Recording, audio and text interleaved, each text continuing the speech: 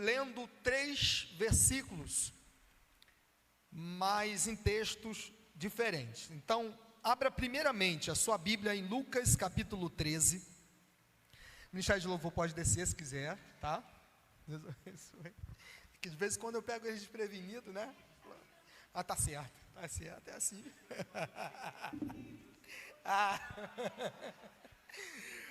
Glória a Deus. Capítulo 13, verso 12.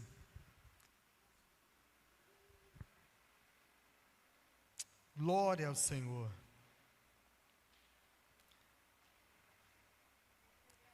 Você achou? Diga amém. Amém.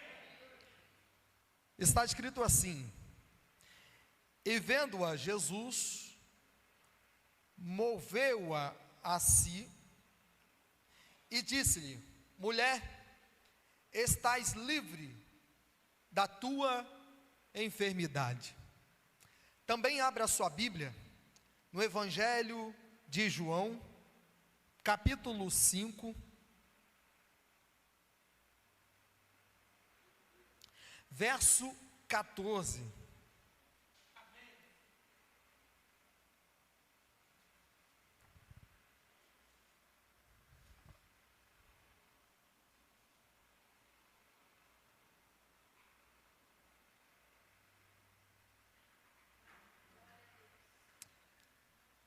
Você achou? Diga amém.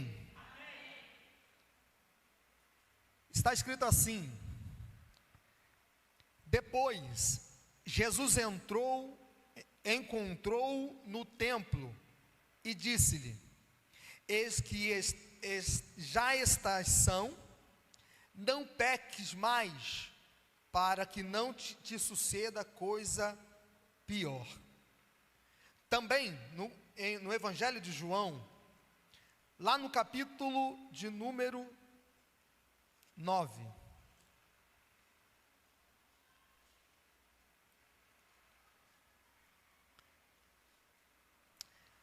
veja o verso 3.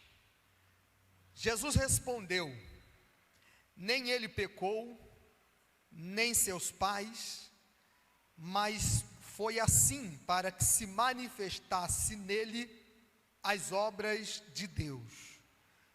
Convém que eu faça as obras daquele que me enviou enquanto é dia. A noite vem quando ninguém pode trabalhar. Curva a sua cabeça. Senhor, eu quero entregar diante de Ti essa mensagem, Pai. E ó Deus, nós necessitamos do Teu Espírito Santo para nos falar, Senhor, a Tua palavra. Meu Pai, eu quero Te pedir, Deus, que o Senhor venha encontrar toda a oportunidade para fazer o milagre do qual nós precisamos, ó Deus, da Tua parte. Em nome de Jesus Cristo, Pai, nós oramos, amém. Pode tomar o seu assento. Irmãos, são 3 histórias totalmente diferentes. A primeira história, a história de Lucas, narrado por Lucas. Aliás, é o autor único que escreveu esse texto, o texto da mulher encurvada. Vai dizer a respeito de uma mulher que estava há 18 anos indo para uma determinada congregação, nós chamamos de sinagoga. E ali ela está como que acometida por uma opressão de Satanás. Primeiro lugar, primeiro texto. Segundo texto que nós lemos, vai falar a respeito de agora um homem, o texto não diz que ele está sendo oprimido, o texto não diz que ele está em uma cadeia, como aquela mulher de Lucas 13, mas o texto diz que aquele homem está na cadeia do pecado, e é por isso que ele estava enfermo durante 38 anos. E em terceiro lugar, a história que nós lemos, a respeito de um homem cego de nascença. A sua doença não tem uma causa devido a uma opressão de Satanás, ou até mesmo devido a uma situação de pecado. Mas este terceiro, ele está enfermo por causa da glória de Deus, para a manifestação da glória de Deus. Portanto, eu quero aqui apontar pelo menos esses 3 motivos do tratamento distinto de Deus, como que Jesus vai agir e identificar os problemas de acordo com a sua demanda. Por que isso, irmãos? Parece difícil de associar uma coisa a outra, parece que os textos são desconexos, não, mas a ideia aqui é justamente mostrar que determinadas causas, determinadas situações em que vivemos, pode ter origens diferentes, causas diferentes. Eu quero abordar isso porque naturalmente na atual teologia deformada, como nós temos visto aflorar no meio das igrejas, tudo que se diz que acontece com um indivíduo é por conta de uma maldição, ou por conta de uma atividade de demônios. E nem sempre, irmãos, a gente tem que agir de uma forma madura e entender a causa de cada problema, e agir com naturalidade na busca de entender, ter discernimento de cada causa. Amém? Glória a Deus. Irmãos, e a gente vê isso pelo menos na década de 70, quando começou a aflorar um movimento, principalmente aqui no Brasil, chamado neopentecostalismo. Esse movimento começou a vir com ensinos bizarros, com ensinos sendo infiltrados na igreja, com o objetivo de alguma maneira colocar o homem no poder, o homem no centro, e Deus literalmente sai de cena. É um movimento totalmente nocivo para a igreja verdadeira. Posso ouvir uma glória a Deus da igreja verdadeira? Nesse movimento nós vamos ver pelo menos a abordagem da quebra de maldição, e aí vem com aquela ideia: olha, você que está em Cristo, você precisa ter um trabalho espiritual para poder quebrar a maldição. Já viu isso, irmãos? Quem já viu isso? Levanta as mãos. Só que isto é um tema totalmente antibíblico. Por quê? Porque em Cristo Jesus, Ele já quebrou toda a maldição na sua vida. Romanos capítulo 8 diz: portanto, nenhuma condenação há para aqueles que estão em Cristo Jesus, que não andam segundo a carne, mas segundo o Espírito. Portanto, não há maldição para a sua vida. Em segundo lugar, este movimento nocivo para a igreja, ele vem com uma ideia de maldição hereditária. Ele quer valorizar isso dentro da igreja, dizendo que você precisa quebrar uma maldição hereditária.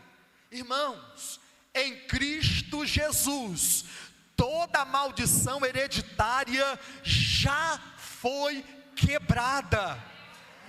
Irmãos, isso é totalmente antibíblico, porque lá mesmo no profeta Ezequiel, ele disse que não suscitaria o pecado dos pais aos filhos, mas a alma que pecar, esta morrerá. Irmãos, isto é algo evidente na nossa vida, querido. Deus te libertou, e não há nenhuma maldição hereditária, nenhuma maldição sobre a sua vida, querido. Sobre a sua vida não reza nenhuma maldição. Em terceiro lugar, eu quero aqui, irmãos, apontar o que esse movimento ele age de uma forma sorrateira para poder contaminar a mente da igreja verdadeira. A ideia do determinismo. Quem já ouviu falar isso? Determinismo. O que é determinismo? Aquele pensamento que, ora, se agora eu estou em Cristo, e agora eu sou filho de Deus, então, sendo agora filho de Deus, provo da natureza dele, e agora, provando da natureza dele, então eu tenho uma espécie de uma divindade, eu sou um pouco divino. A igreja católica aborda muito isso, a questão da divinização do homem, no sentido de que o homem se reveste e se torna divino. Tem até muitas elucubrações dizendo que Deus, na sua triunidade, ele desejou compartilhar da natureza divina, de maneira que selecionou a igreja, para que a igreja provasse dessa natureza divina. E isso não é verdade, irmãos, porque a igreja não é divina. A igreja, ela é esposa, ela é noiva de Jesus Cristo, é o povo eleito, sacerdócio santo, prova do amor de Deus, mas não se torna uma deusa. Pelo contrário, nós provamos da graça de Deus, mas continuamos sendo um povo necessitado eternamente da graça de Deus. Você está compreendendo isso? Diga glória a Deus. Outra coisa no movimento neopentecostal, a questão da prosperidade. Aborda diretamente a prosperidade como resultados de fidelidade, no que tange a votos, no que tange a determinadas coisas que você apresenta no altar, colocando voto, e o resultado será de que você se tornará alguém próspero. E o que a Bíblia fala de prosperidade? A Bíblia não coloca a prosperidade como um resultado, uma recompensa. Se olharmos desta maneira, teremos a inclinação de interagir com o Pai com recompensa, mas Jesus não requer isso da igreja. Prosperidade, querido, é um dom de Deus, que eu posso te dizer categoricamente que você já possui. Amém? Irmãos, esse amém está fraco. Você possui prosperidade, levanta as mãos e dê glória a Deus. Toca no ombro do seu irmão e diz: você já é próspero, você já é próspero. E o que é prosperidade, querido? Prosperidade é riqueza monetária? Não. Você tem pouco, mas tendo pouco, Deus prospera, aleluias, de maneira que o pouco, a porção diária que você tem, é coisa extraordinária. Às vezes você se depara podendo fazer mais do que alguém que ganha mais que você, porque já tem uma prosperidade na sua vida. Agora eu não preciso pontuar isso e tentar estimular a tua fé para que você venha com campanhas. O movimento neopentecostal, em quinto lugar, aborda muito a questão de campanhas, salientando a questão e vem de uma forma que aborda assuntos religiosos e formando uma espécie de um sincretismo. Coloca coisas, instrumentos dentro da igreja com uma finalidade de atrair muito mais vida financeira. Sal grosso, água ungida, toalhinha ungida e entre outras aberrações. A gente vê muitas igrejas que estão cada vez mais inchadas financeiramente, mas tem pouco Deus, manifestação de cura, de milagres e de salvação. O que nos atrai não é multidão, O que atrai este ministério e esta liderança é entender o quanto você está crescendo espiritualmente, porque não adianta ter uma igreja cheia, mas com pouco poder, com pouca virtude, com pouca manifestação do Espírito Santo de Deus. O que desejamos para a sua vida, o que oramos para este ministério, é que o Lucas seja cheia do Espírito Santo de Deus, que tenha menos de nós e mais de Deus, que tenha menos o governo humano, é mais a vontade, é mais o governo do Pai. Agora, olhando no panorama de uma forma geral, a igreja visível, eu não digo a igreja verdadeira, porque a igreja verdadeira não é os adventistas, não é a universal, não é a igreja mundial da graça, não é a igreja Assembleia de Deus, não é a igreja batista ou a e-book. A igreja verdadeira não é essa. A igreja verdadeira é composta com todos aqueles que é lavado pelo sangue do Cordeiro. Aleluias! A igreja verdadeira é aqueles que são perdoados dos seus pecados. A igreja verdadeira é esta que vai subir quando o alarido da última trombeta tocar, e a igreja será alcançada por Jesus nos ares. Paulo, na carta Gálatas capítulo 1, verso 8 diz: mas ainda que nós mesmos ou outro anjo do céu vos pregue outro evangelho, além do que já vos pregamos, seja anátema, porque antes temos dito, assim agora novamente digo, se alguém vos pregar outro evangelho, além daquele que já recebeste, seja ele anátema. Irmãos, o que é anátema?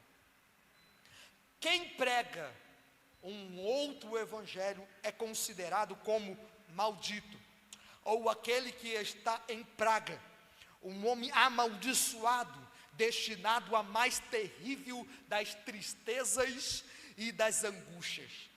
Ser anátema, aqueles que colocam outra mensagem, ou tenta como que dar uma maquiagem na mensagem, para que a mensagem se torne mais aceita. Irmãos, nós não estamos aqui para negociar com a palavra de Deus.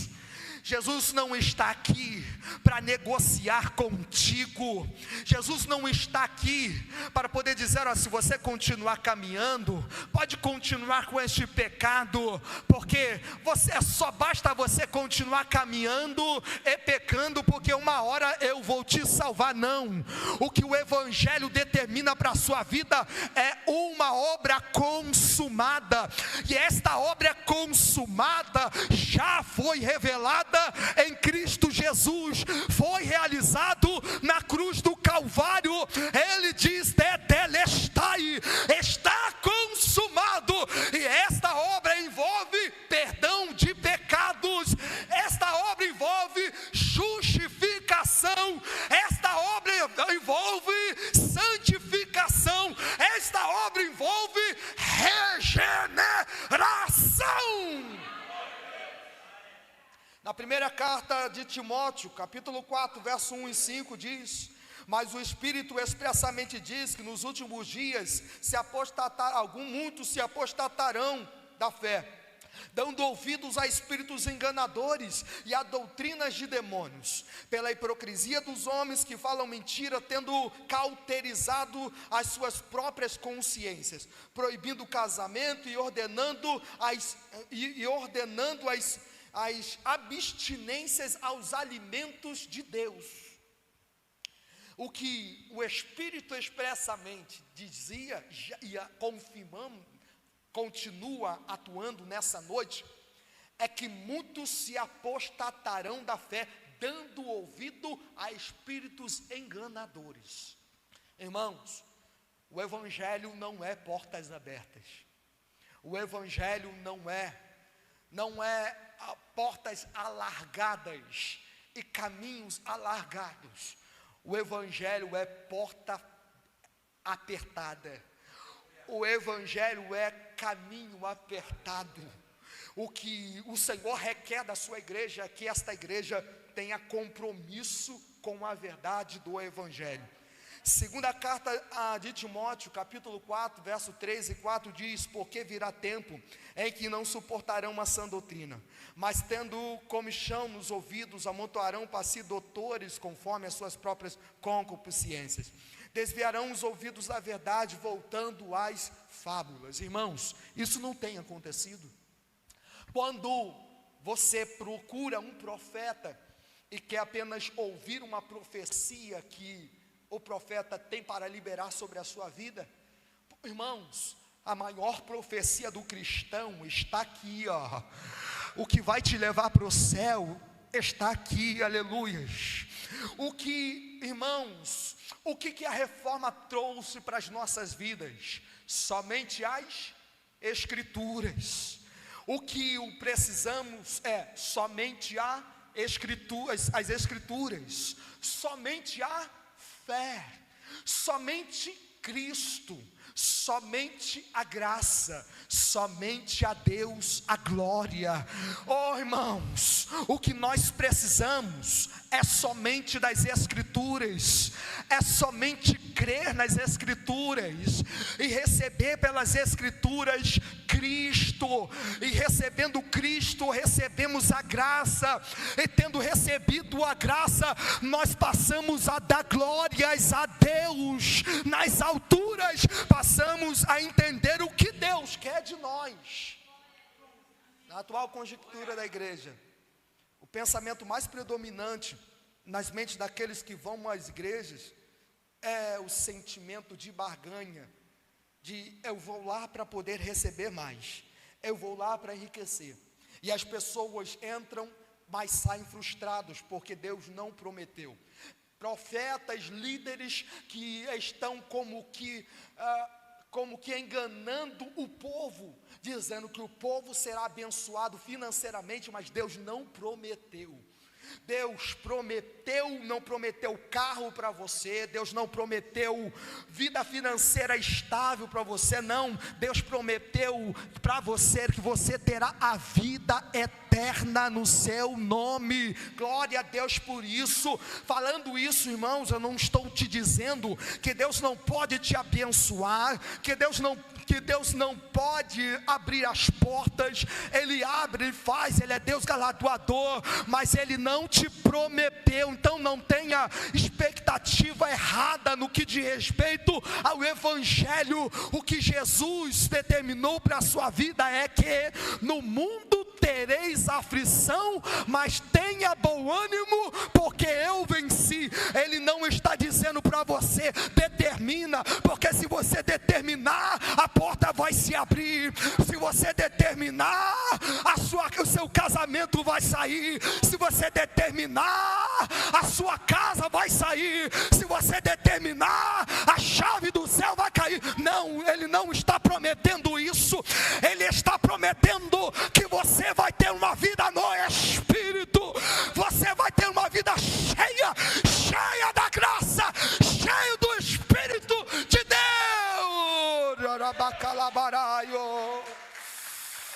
Oh, Yanarassuri Abagácia. As pessoas estão buscando alcançar valores. Irmãos, os valores dos homens são facilmente invertidos. Perceba o que está acontecendo agora, na atual conjuntura no nosso país. Enquanto o Sul estava padecendo, porque uma grande enchente e muitos municípios passando por necessidade, o Rio de Janeiro consegue liberar 60 milhões num show promíscuo, num show que valoriza ideologias malignas, diabólicas, e aí, irmãos, é toda a mídia ali, mas não aponta a necessidade real. Por quê? Porque no mundo os valores são invertidos. A vida não tem valor. A vida não tem, querido, o que o mundo prega é que o prazer tem valor. Você precisa ter prazer. Não é assim? É dessa maneira, irmãos. Mas a Bíblia, ela nos orienta a olharmos para Deus e a buscarmos somente em Deus as oportunidades. Ele não prometeu a realização dos seus sonhos. Em síntese, irmãos, ele não prometeu que você seria maior.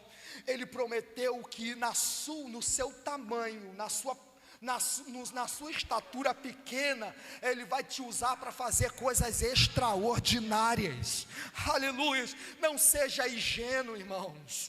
Não busque a um Deus como sendo um gênio da lâmpada, do qual, se você buscar e esfregar Ele vai realizar os desejos do teu coração. Não, irmãos, porque está escrito que o homem, ele tem um coração enganoso. Paulo escreveu na sua carta aos Colossenses, capítulo 1, verso 1 a 4: portanto, se já ressuscitastes com Cristo, buscai as coisas que são de cima, onde Cristo está sentado à destra de Deus. Pensai nas coisas que são de cima e não nas que são da terra, porque já estáis mortos e a vossa vida está escondida com Cristo em Deus. Quando Cristo, que é a vossa vida, se manifestar, então também vós vos manifestareis com Ele em glória. Estamos escondidos em Cristo, em Deus. Estamos em Cristo escondido em Deus. E nós devemos buscar em primeiro lugar o que? Os céus, aquilo que está em cima, porque nascemos de novo e nascemos do alto, querido. Jesus disse: buscai primeiramente o reino dos céus e a vossa justiça. Salmos de número 34, verso 38 a 19, e é importante aqui primeiramente abordar, porque a teologia atual, o movimento neopentecostal, diz que todo aquele que é oprimido não tem Deus. Quem não tem prosperidade não é cheio de Deus. Quem não tem uma vida cheia de prazeres não tem resultados, então não está crendo. Não é isso que a Bíblia diz, porque cremos em Cristo, mas cremos em Cristo para libertação dos nossos pecados, para a libertação da morte que antes governava sobre a nossa vida. Aleluias.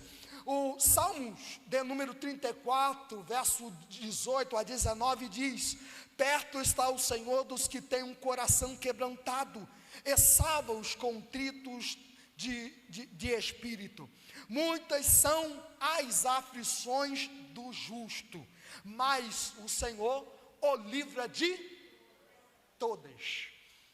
Ele está dizendo: o justo passa por muitas aflições, mas tem livramento na terra, tem livramento de Deus. As aflições virão, porém o que Deus deseja é que entendamos quais são as causas destas aflições, e passamos a olhar de uma forma, entendendo, tendo a percepção, discernimento.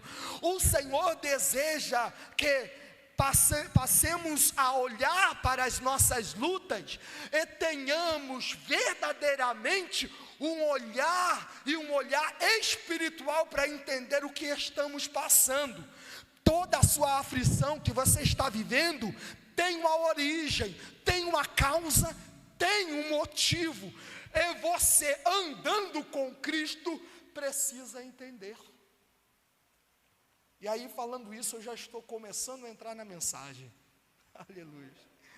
Romanos capítulo 8, verso 18, vai dizer assim: porque para mim tenho por certo que as aflições do tempo presente não são para se comparar com a glória que nos há de ser revelada. A ardente expectativa da criação aguarda a revelação dos filhos de Deus. Porque nós não olhamos para o mundo e esperamos que o mundo se tornará como um berço de salvação para as nossas vidas. Pelo contrário, nós esperamos livramento de Deus. Toda aflição do justo gera um efeito contrário.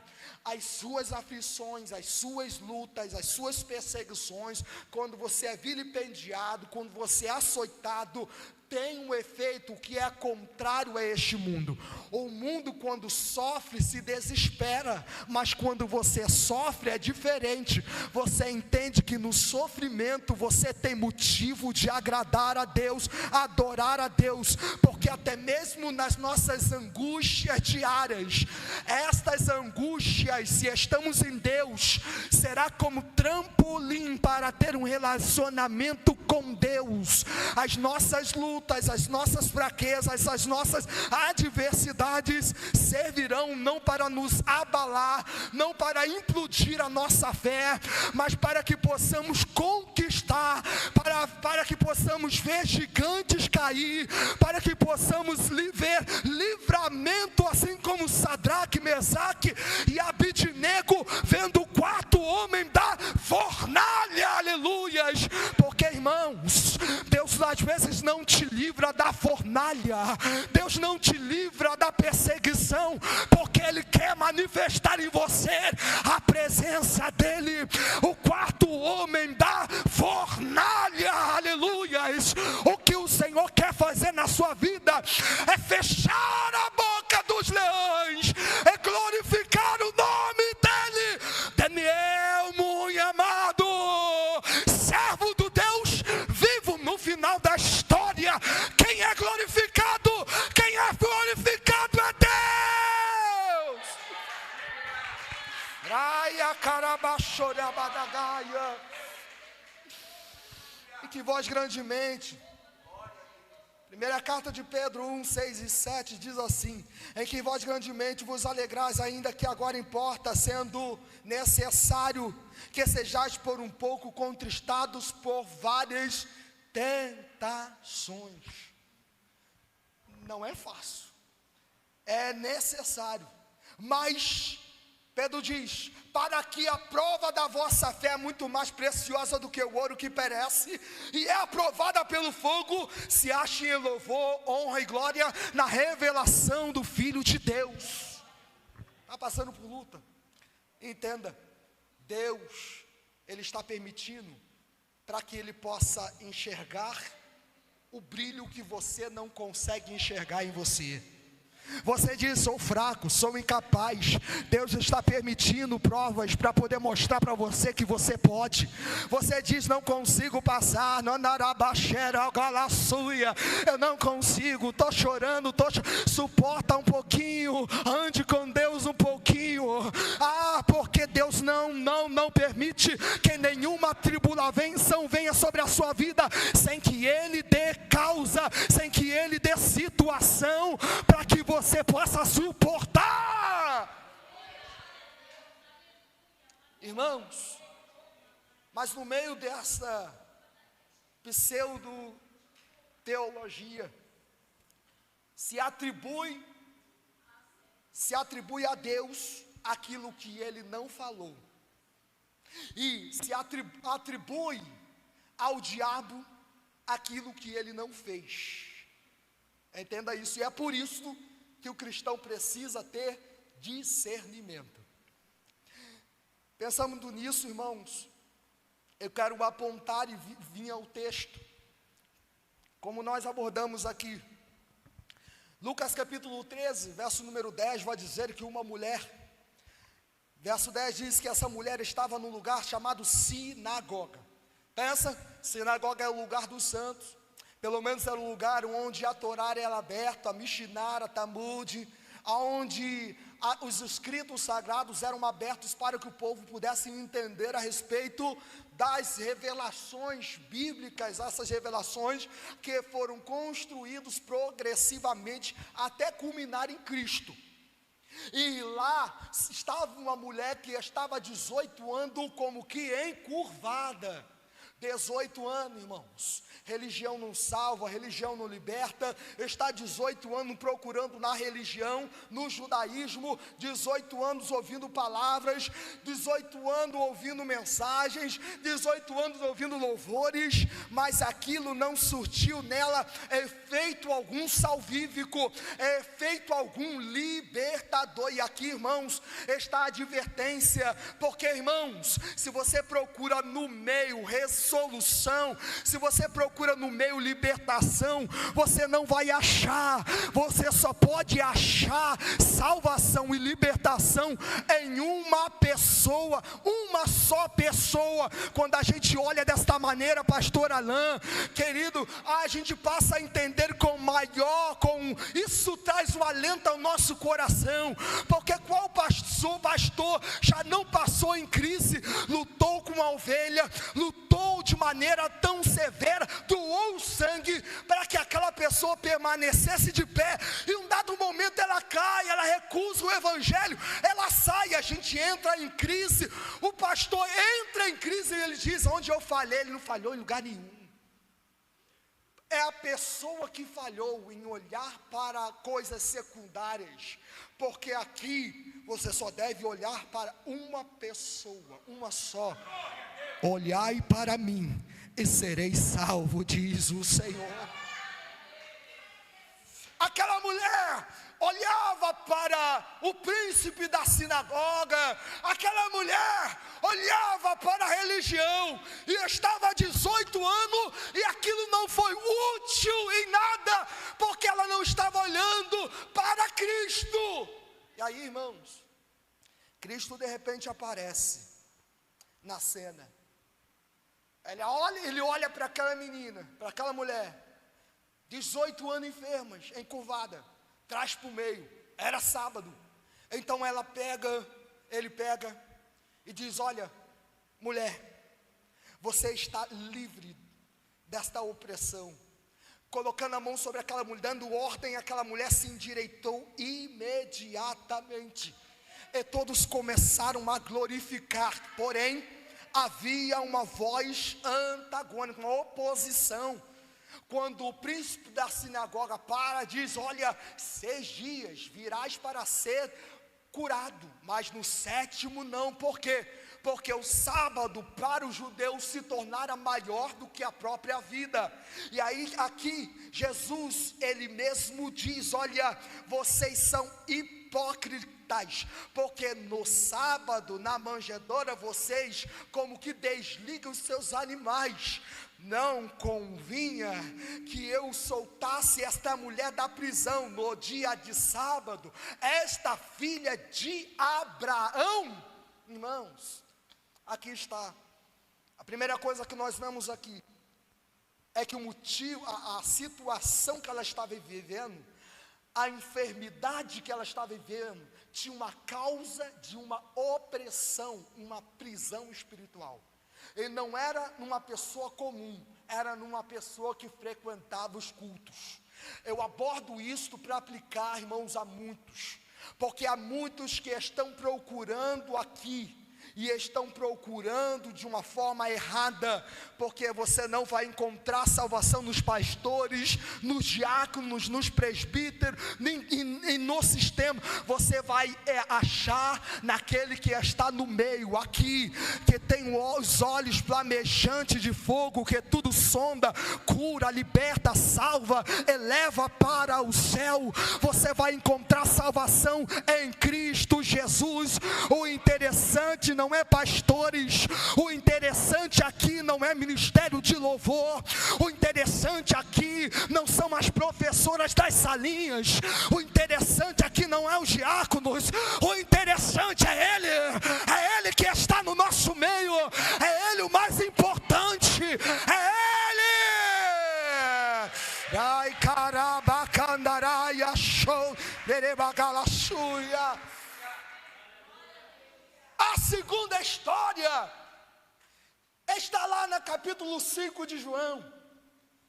Na segunda história, Jesus aparece a um lugar chamado Betesda, e ele está ali, vendo multidões no erro, multidões no meio de uma religião maligna, diabólica, porque o texto diz que havia uma crença popular, que em um determinado dia e hora, um certo anjo descia, e ele tocava as águas, e o primeiro que ali descesse, seria curado de qualquer enfermidade.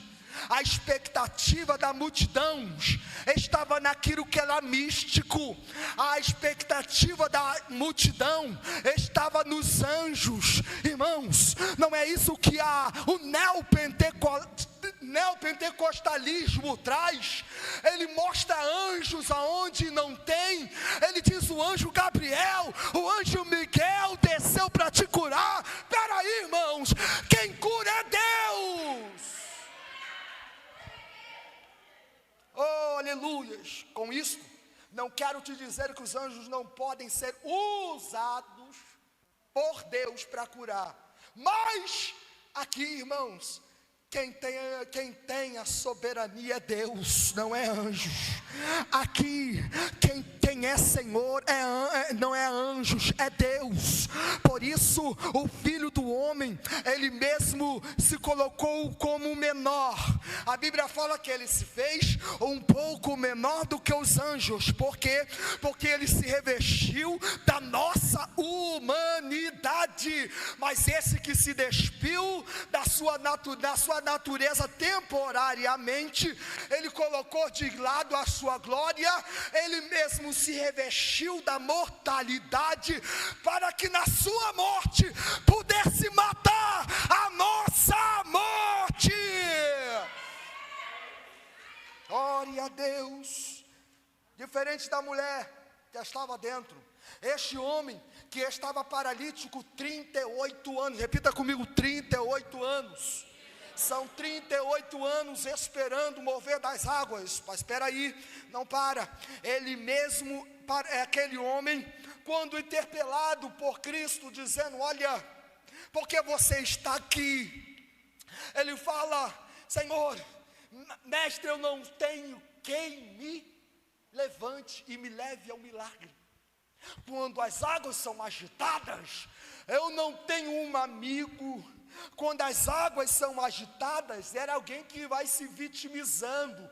Eu não tenho quem anda lado a lado. Quando as águas são agitadas, eu não tenho ninguém. Era alguém que provava de uma solidão. Mas estava ali o príncipe da vida, aquele que cura, muda a história. Arabachura, calaciavaio. Estava ali aquele que poderia mudar aquele homem, literalmente. É quando ele para, ele olha para aquele homem, ele vê a situação que aquele homem está vivendo. O texto vai dizer que ele agora dá ordem àquele homem: levanta-te, toma a tua cama e anda. Irmãos, o que está aqui? O que era necessário para aquele coxo, para aquele paralítico? Apenas ouvir em Cristo, atender e levantar. Ele se levantou, tomou a cama e começou a andar.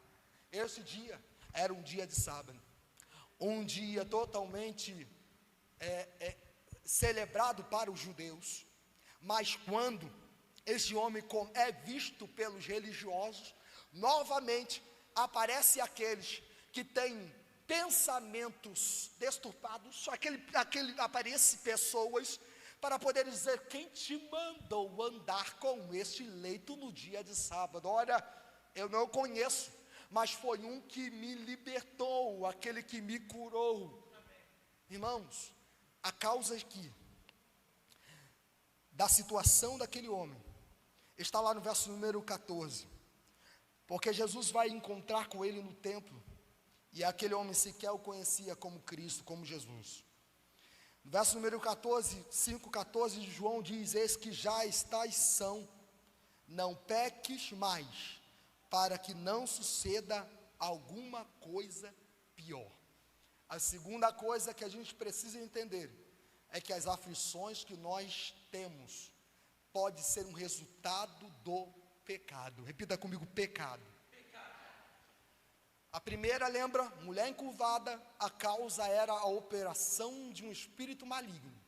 Mas a segunda, a causa era o pecado. Irmãos, quando se fala de pecado, eu posso te dizer sem medo de errar, que 99% das pessoas que estão vivendo uma vida oprimida, não é somente pela uma operação de Satanás, mas sim pela presença do pecado, uma atitude, uma ação de pecado nela.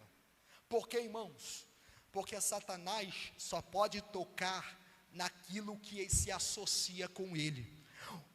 Jesus disse que ele é pecador desde o começo. O que dá legalidade a Satanás é o pecado. O adúltero é tocado por Satanás, o mentiroso é tocado por Satanás, o fornicador é tocado por Satanás. Irmãos, e essa não é a vontade de Deus, mas nós abrimos margem, damos a ele legalidade. Sim, neste momento eu posso dizer o termo legalidade, a partir do momento em que nós vivemos na prática do pecado. Porém, se estamos em Cristo, e sendo nós nova criatura, nenhuma legalidade haverá para Ele.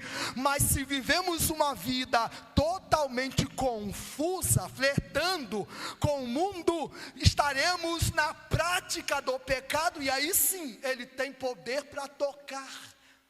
Mas aquilo que é dele, e está lavado com o sangue do Cordeiro, aquilo que é dele, foi comprado com o seu sacrifício vicário na cruz do Calvário, Satanás não toca. Olha lá, ele diz: eis aí esse problema, a situação, a causa é pecado. E aí, irmãos, eu quero aqui apontar, pelo menos, eu podia te dar uma lista de vários pecados que causa destruição, que faz com que nós provemos de muitas lutas e adversidades. Mas uma delas que eu quero tocar aqui é a falta de perdão. Quando nós retemos o perdão, estamos indo totalmente contra uma ordenança, um imperativo: perdoai uns aos outros. E, irmãos, o perdão é libertador.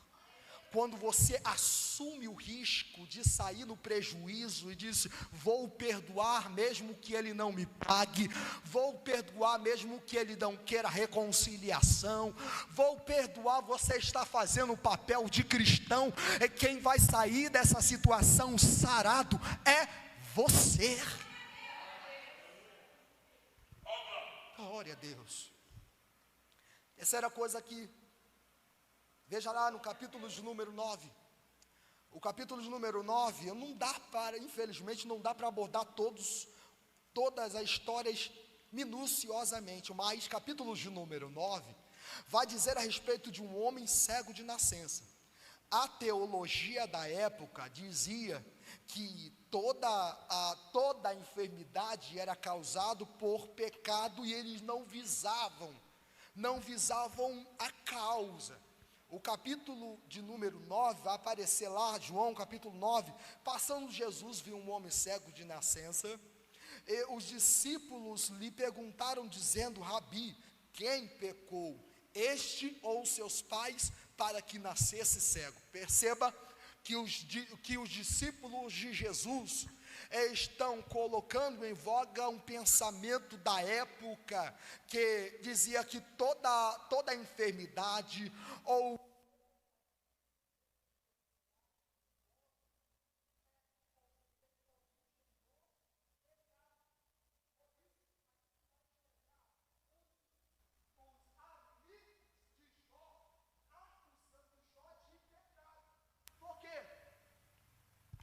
porque para os judeus, ninguém podia nascer assim, ninguém poderia nascer enfermo sem que antes ou os pais ou ele tivesse pecado.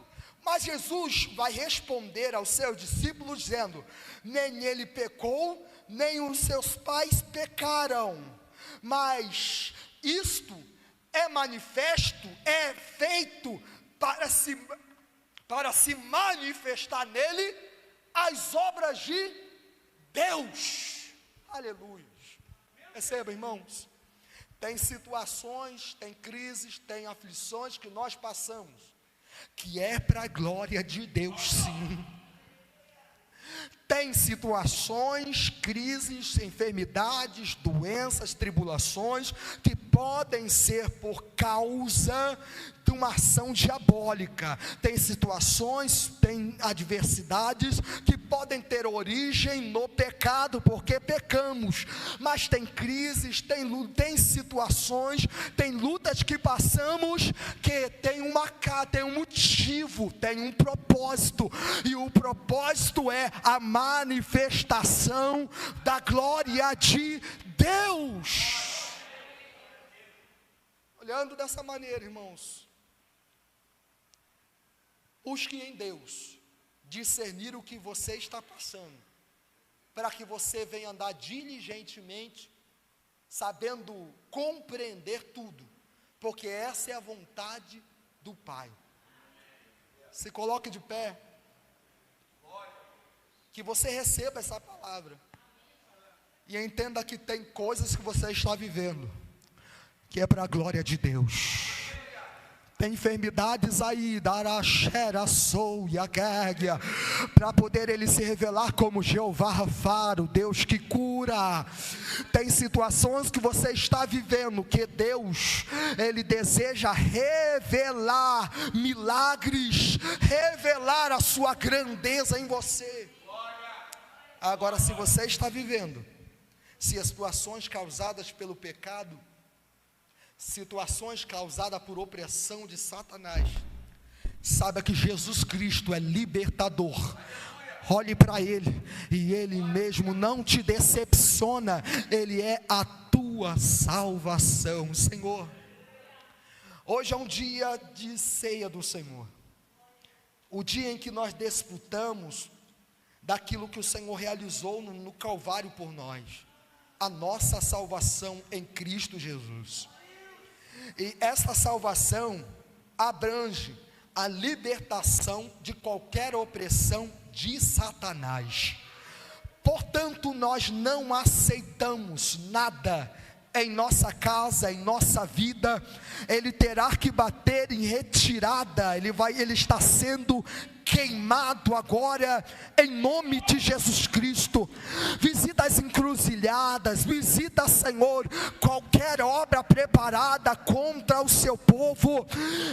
Eu creio, está sendo quebrada agora, em nome de Jesus Cristo. Senhor, se a origem dos nossos problemas é a causa do pecado, Senhor, meu Deus, essa é a palavra que gere fé, de maneira que, ó Deus, produza arrependimento em nossos corações, Senhor, que haja libertação, que haja cura, que haja salvação nessa noite, Senhor, nós te pedimos, Pai, se a situação é para a manifestação da tua glória, faça para a tua glória, cura, liberta, salva.